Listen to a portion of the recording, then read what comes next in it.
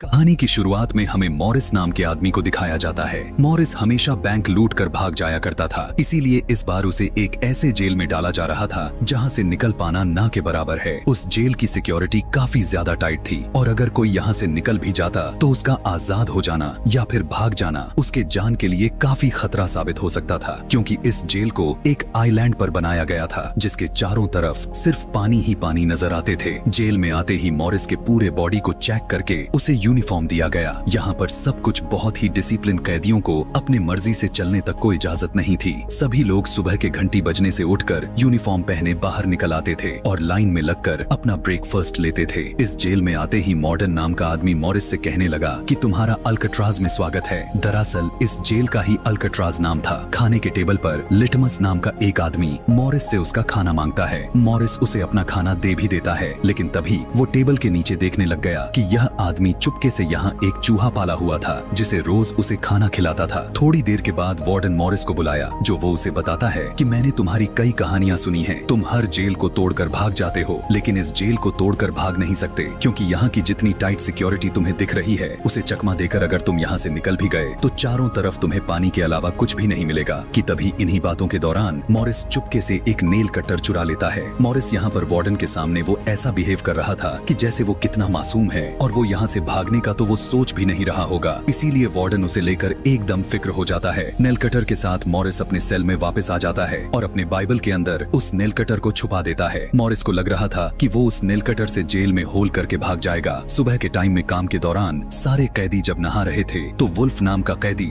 दोबारा से मॉरिस को तंग करने लग गया, जो पहले भी कई बार उसे तंग कर चुका था। मॉरिस ने पहले उसके साथ शराफ्त से पेश आया, लेकिन अब वो उसका असलियत दिखाते हुए उसकी खूब पिटाई करता है, जिसकी वजह से बेचारा वुल्फ की दादागिरी वहीं पर झड़ जाती है। यहाँ के सारे लोग मॉरिस से और भी ज्यादा डरने लग गए थे, क्योंकि अब तक सभी कैदी वुल्फ से डरते आए थे और अब क्योंकि मॉरिस ने वुल्फ को ही मार दिया था तो इसका साफ मतलब था मॉरिस कितना खतरनाक आदमी रह चुका होगा। यहाँ पर मॉरिस को जेल के लाइब्रेरी के अंदर काम दिया जाता है। यहाँ पर उसकी मुलाकात इंग्लिश नाम के एक आदमी से हुआ, जो जिसकी उम्र 40 थी, जो पिछले 20 साल से इसी जेल के अंदर कैद पड़ा है, यानी उसने अपनी आधी जिंदगी इसी जेल में गुजार डाली है। काम खत्म होने के बाद मॉरिस यहाँ एक और कैदी से मिला जिसे पेंटिंग करने की काफी ज्यादा ही शौक थी। वो अपने ही पेंटिंग बना रहा था और उसने अपने शर्ट के ऊपर एक फुल बनाया हुआ था। मॉरिस पूछता है कि तुम्हारी शर्ट पर तो कोई फुल नहीं। तब पेंटर कैदी कहने लगा कि यह फुल मेरी खुशियों को जाहिर कर रहा है जो मेरे दिलों में बसा हुआ है। यह सुनने के बाद मॉरिस इंग्लिश के पास जाता है। वो उससे पूछने लग गया कि क्या हम इस जेल से भाग सकते हैं, क्या आप मेरी इसमें हेल्प करने की कोशिश करेंगे। उसकी ऐसी बात को सुन इंग्लिश हंसने लग जाता है, कहने लगा कि यह जेल नहीं बल्कि एक कब्र है और यहाँ से निकलने के लिए हमें पहले मरना ही पड़ेगा। वो उसे समझाता है कि मान लो कि अगर तुम इस बड़ी सी दीवार को भी पार कर लेते हो और यहाँ के सारे सिक्योरिटी कैमरास के साथ साथ सारे रेंजर्स को भी चकमा दे देते हो, तो भी भाग कर कहाँ जाओगे, उस ठंडे बर्फीले पानी जिसमें जाते ही तुम्हारी मौत हो जाएगी। बेहतर यही है कि चुपचाप इस जेल में अपनी जिंदगी गुजारो, कम से कम यहाँ तुम जिंदा तो रहोगे। खैर, अगले सीन में मॉरिस को बताया जाता है कि उसे अब लाइब्रेरी के बजाय कारपेंटर शॉप में जॉब मिल रही थी और हर घंटे की उसे 50 सेंट भी दिए जाने थे। पैसों के लिए नहीं, बल्कि मॉरिस यह सोचकर हाँ भर देता है कि वहाँ जरूर उसे कुछ ऐसी चीजें मिल जाएंगी जो जेल से भागने में उसकी मदद करेंगे। मॉरिस यहाँ पर हर एक कैदी जिस पर विश्वास करना था उन्हें पता लगा लिया था कि कौन विश्वास के लायक है। उसे लिटमस भी विश्वास करने लायक कैदी लगा था। मॉरिस लिटमस से इस जेल से भाग निकलने का तरीका पूछता है तो लिटमस बताता है कि हर कमरे में एयर वेंट है और उसी एयर वेंट के जरिए ऊपर छत पर जाया जा सकता है और वहाँ से जंप करके इस जेल से आराम से भागा जा सकता है। अभी यह सब इस मुद्दे पर बात ही कर रहे थे कि एकदम से वुल्फ मॉरिस पर अटैक करने के लिए पीछे से आ जाता है, जो अपनी बेइज्जती का बदला लेना चाहता था। मॉरिस अपना कोट उतारकर उसके हाथों में लपेटते हुए वुल्फ को नीचे गिरा देता है। यह सब वॉच टावर में खड़े हुए गार्ड्स देख लेते हैं और ऊपर से ही शूट करते हुए इन्हें रोक लेते हैं। इनके बीच लड़ाई के बदले इन्हें टॉर्चर सेल में रहने की सजा दी जाती है।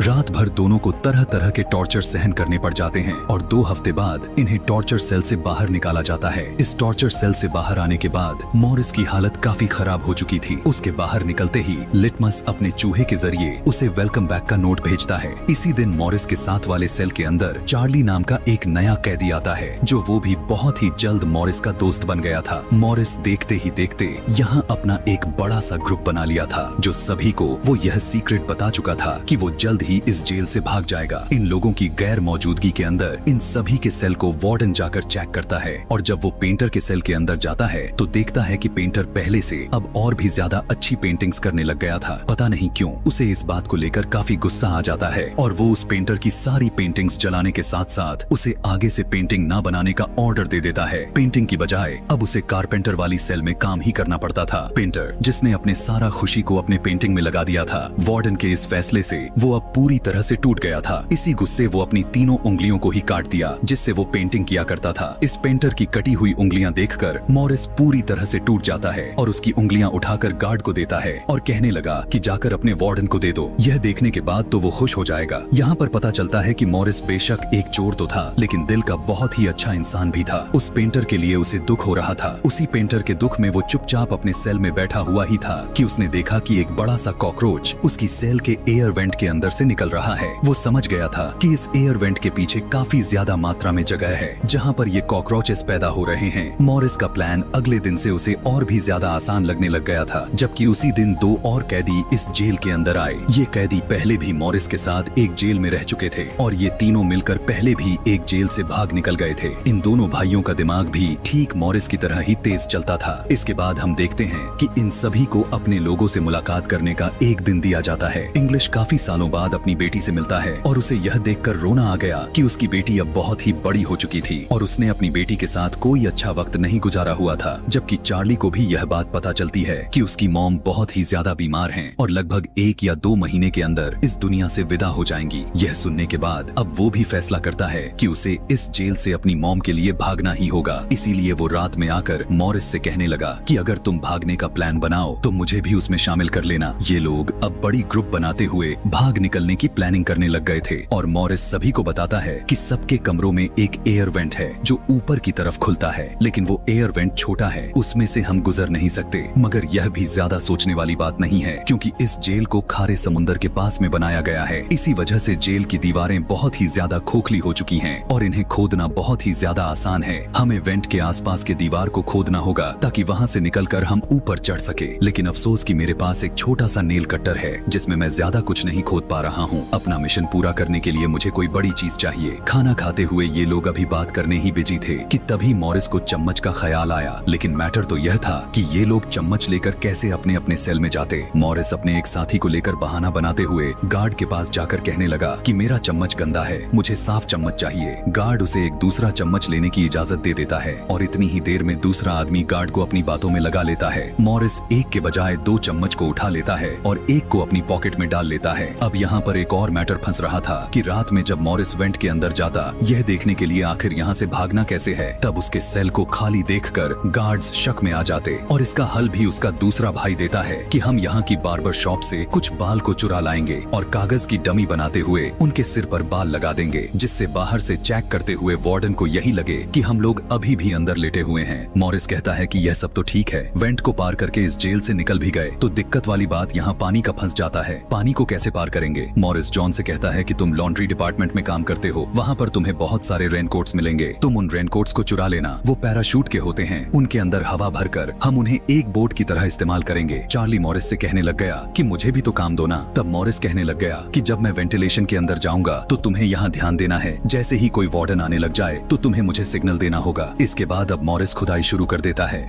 लेकिन मॉरिस को इस खुदाई के दौरान वेल्डिंग करने के लिए भी कुछ चाहिए था। मॉरिस लिटमस के पास जाता है और कहने लगा कि आपके पास जितनी भी माचिस हैं आप प्लीज वो मुझे दे दें, इसके बदले मैं रोज अपने हिस्से का खाना आपके चूहे को देता रहूंगा। लिटमस, जिसे चूहा बहुत ही ज्यादा प्यारा था, चूहे के लिए वो मॉरिस का बात मान जाता है। इस माचिस को जलाकर वो चम्मच और नील कटर की मदद से एक नुकीला औजार भी बना लेता है, जिससे अब उसकी खुदाई का काम आसान और तेजी के साथ हो रहा था। इस दौरान चार्ली उसका पहरा दे रहा था, लेकिन तभी अचानक से उसकी आंख लग जाती है और तभी वार्डन चेकिंग के लिए आ जाता है। इंग्लिश भी, क्योंकि मॉरिस का सारा प्लान जान चुका था, वो जल्दी से खड़ा होकर वार्डन को रोक लेता है और उससे बात करने लग जाता है और उनकी बातें सुनकर चार्ली की आंख खुल जाती है और चार्ली फौरन मॉरिस को सिग्नल दे देता है। उसकी सिग्नल आते ही मॉरिस अपना काम को बंद करते हुए अपने खुदाई के आगे अपना सामान को रखकर बेड पर लेट जाता है, जिससे वार्डन को कुछ भी गलत नहीं लगता, लेकिन उसे यहाँ से कुछ जलने की स्मेल आ जाती है। मॉरिस बहुत ही कॉन्फिडेंस से उसकी बात को खुशी में बदल देता है कि आपके होते हुए आखिर यहाँ कौन स्मोकिंग कर सकता है। दिखाया जाता है कि मॉरिस यहाँ पर इतनी तो खुदाई कर ली थी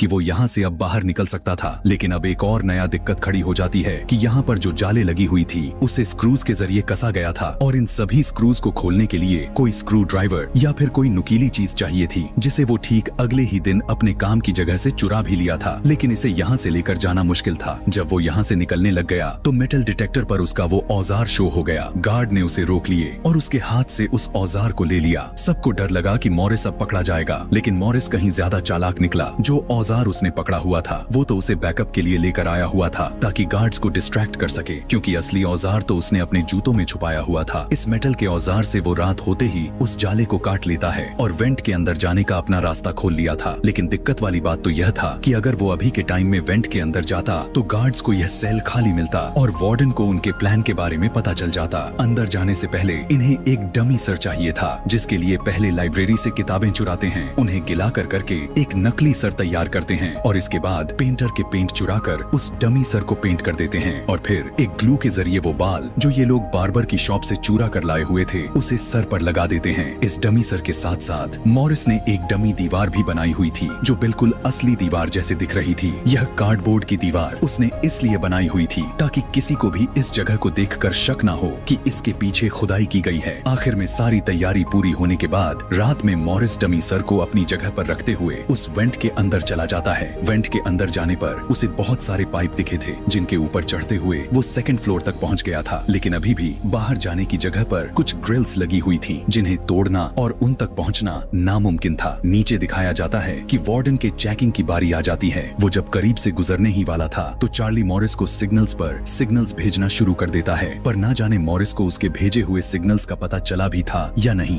वार्डन जब मॉरिस के रूम के बाहर से गुजरते हैं तो उन्हें मॉरिस के बालों पर शक होने लग गया था और जैसे ही मॉरिस के बालों पर हाथ लगाते हैं तो मॉरिस बोल उठा कि बात क्या है सर, आपको मेरे बाल बहुत ही अच्छे लग रहे। चार्ली की सांस में सांस आई हुई थी कि मॉरिस टाइम पर अपने सेल में आकर लेट गया हुआ था। खैर अगले दिन मॉरिस अपने ग्रुप में खुशखबरी देता है कि मुझे यहाँ से बाहर जाने का रास्ता तो मिल गया है, लेकिन उस रास्ते को ग्रिल्स से बंद किया गया है। मैं अकेला उस तक पहुँच नहीं सकता। उन ग्रिल्स तक पहुँचने के लिए मुझे एक और साथी की जरूरत पड़ने वाली है। जॉन कहने लग गया कि मैंने भी अपना वेंट पूरी तरह से तैयार यानी खोद लिया है। रात को मैं भी वहाँ आ जाऊंगा और दोनों मिलकर उस जाल को देख लेंगे। रात होते ही दोनों वेंट के रास्ते से होता हुआ उस वेंट के पास आ जाते हैं और इन्हें पता चलता है कि वो ग्रिल सिर्फ रखी ही नहीं गई थी बल्कि उन्हें तो वहाँ पर वेल्ड किया गया था और तोड़ना बिल्कुल भी आसान नहीं था। उन्हें तोड़ने के लिए एक चेनसॉ की जरूरत लगने वाली थी। अगले दिन म्यूजिक क्लास में मॉरिस की नजर एक छोटे से पंखे के ऊपर पड़ती है, जिसे देखकर मॉरिस को एक आइडिया आता है कि वो इस पंखे के जरिए चेनसॉ बना सकता है। इसीलिए वो चार्ली से कहता है कि तुम इस पंखे को अपने म्यूजिक बॉक्स में छुपा लेना। गार्ड्स के चेक करने पर भी उन्हें इंस्ट्रूमेंट्स बॉक्स के अंदर कुछ नजर नहीं आता और ऐसे काम करने के लिए मॉरिस के हाथ एक और हथियार लग जाती है। पंखे को ड्रिल मशीन में बदलने के बाद मॉरिस और जॉन दोनों मिलकर उस रॉड को काटने के लिए जाते हैं। जॉन मॉरिस को अपने कंधे पर बैठाया और मॉरिस उस रॉड को काटता है। चेनसॉ की आवाज को सुनकर गार्ड्स को भी शक होने लग गया। वो भी ऊपर चेक करने के लिए जाते हैं और इतने में ही ड्रिल मशीन की आवाज बंद हो जाती है, क्योंकि मॉरिस पहली रॉड काटने में कामयाब हो गया था और बस उसी के जरिए ये लोग यहाँ से निकल सकते थे। आवाज के बंद होने की वजह से गार्ड भी चेकिंग को नजरअंदाज करते हुए आगे बढ़ जाता है। अगले दिन वो खुश होकर सभी को खाने की टेबल पर बातें करते हुए बताने लग गए कि उन्होंने सारे रास्ते साफ कर लिए थे। अब उन लोगों को इस जेल में कोई भी रोक कर नहीं रख सकता था। जॉन के भाई से वो पूछता है कि तुम पैराशूट के रेनकोट्स लाए हो? वो कहता है हाँ सब तैयार है और यह लोग अब यहाँ से भाग निकलने का प्लान बना लेते हैं। खैर अब ये सभी लोग अपने अपने जेल में वापस आ जाते हैं और इंग्लिश जब सभी लोगों को किताबें बांटने के लिए आता है तो मॉरिस इंग्लिश से कहता है कि आज मैं आखिरी बार तुमसे हैंडशेक करना चाहता हूँ। इंग्लिश ने हाथ तो मिलाया हुआ था, लेकिन वो काफी हैरान था कि आखिर मॉरिस ने ऐसा क्या किया, क्या प्लान बनाया जिसकी वजह से वो यहाँ से बाहर निकल जाएगा। वो इस टाइम जेलस लग रहा था। खैर वो यहाँ से चला जाता है और कुछ देर के बाद वार्डन मॉरिस के सेल की चेकिंग करने के लिए आता है, ऐसे जैसे किसी ने उनकी खबर दे दी थी कि मॉरिस यहाँ से भागने वाला है। वो यहाँ की एक एक चीज की तलाशी लेने लग जाते हैं। उस जगह को भी देखने लग गए जहाँ से मॉरिस ने खुदाई की हुई थी, लेकिन उन्हें यहाँ पर कुछ भी नहीं मिलता क्योंकि मॉरिस ने सारे सबूत पहले ही छुपा दिए थे। उस सुरंग के आगे भी नकली कार्डबोर्ड लगाया हुआ था जिसकी वजह से इनको जरा सा भी शक नहीं हुआ। वार्डन ने कहा, खबर तो सही था, एक काम करना, सुबह होते ही मॉरिस का सेल ही चेंज कर देना। लेकिन सुबह होने की नौबत आखिर कहाँ होने वाली थी। आज रात सभी ने रात के ठीक 2 बजे वेंट से निकलकर दूसरे फ्लोर पर मिलने का प्लान बनाया हुआ था। प्लान बनाते वक्त तो चार्ली के अंदर तो काफी हिम्मत थी, वो पूरी तरह से तैयार हो चुका था। लेकिन जैसे ही वक्त करीब आता गया वो बहुत ही ज्यादा पैनिक हो गया। मॉरिस और बाकी तीनों लोग तो वेंट के अंदर पहुंच भी गए और काफी देर तक चार्ली का इंतजार करते रहे। लेकिन जब चार्ली नहीं आया तो मजबूरन तीनों को अकेले ही वहां से जाना पड़ा। दिखाया गया कि वो दोनों अपने बनाए गए प्लान के मुताबिक भाग रहे थे और यहाँ बैठा हुआ चार्ली रो रहा था। उसकी आजादी अब उसके हाथ से दूर जा रही थी। आखिर वार्डन के चेकिंग के बाद उसने काफी हिम्मत बनाते हुए फैसला किया कि अब वो भी यहाँ से भाग जाएगा। लेकिन वेंट के अंदर जैसे ही वो आया तो उसने देखा कि ऊपर जाने वाला रास्ता उसके हाइट से बहुत ही ज्यादा दूर था और वो दोनों अब जा चुके थे और अब उसकी आजादी का सपना खत्म हो गया था। अफसोस करता हुआ वो वापस अपने सेल में आ जाता है, जबकि यहाँ पर दिखाया जाता है कि ये तीनों यहाँ की गार्ड्स के नजरों से बचते हुए जेल के आखिरी दीवार के पास पहुँच जाते हैं और बारी बारी से वो तीनों फेंस की दीवार पर चढ़ते हुए इस जेल से फाइनली आजाद हो जाते हैं। अब बस इन्हें इस आइलैंड से बाहर निकलना था, जिसके लिए